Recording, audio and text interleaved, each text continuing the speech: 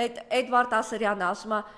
մի ժամանակ ասում էր, որ բանը, այս ամեն ինչի ֆոնի վրա դրանից էլ խոսամ, ադրբեջանցիները կգան ջերմուկը սոված կմնան ու կթողնեն կգնան։ Եկել է շրջափակման մեջ են, սոված կմնան կթողնեն կգնան։ Այս կերերով են, սենց իր ժողովրդին կերծրե, այս ավտոբուսի են 3 հոգանոց ռիլով, այս կերերով, բա ուր են այդ սոված ադրբեջանցիներին գնացեք բռնեք շրջափակման մեջ են, գնացեք բռնեք, բերեք ստեղ, ասեք մեր ռազմագերիների հետ փոխում ենք, մի հաց էլ կարակ տակ, թող Նիկոլը մի քիչ ուտի, այդ ադրբեջանցիներին կերակրեք, այդ սոված ադրբեջանցիներին, այս սովածներ, տարեք տվեք Ադրբեջանը ռազմագերիների հարցը բարձրացրեք, լավ, դրանք այնքան մանր թեմաներ են, որ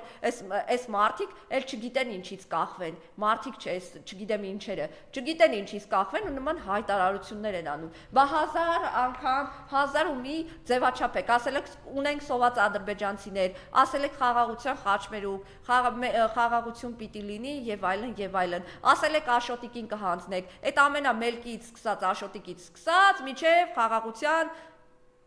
քարոզչություն, բա ուրա,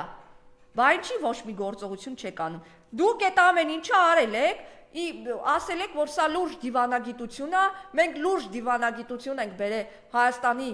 պետական դաշտ եւ այդ դիվանագիտությունով առաջ են գնալու։ Դրա մեջ մտել է Նիկոլի գնալ Էրդողանի ոտքերը լիզելը, Նիկոլի գրքով նկարները, Նիկոլի չգիտեմ ինչերը,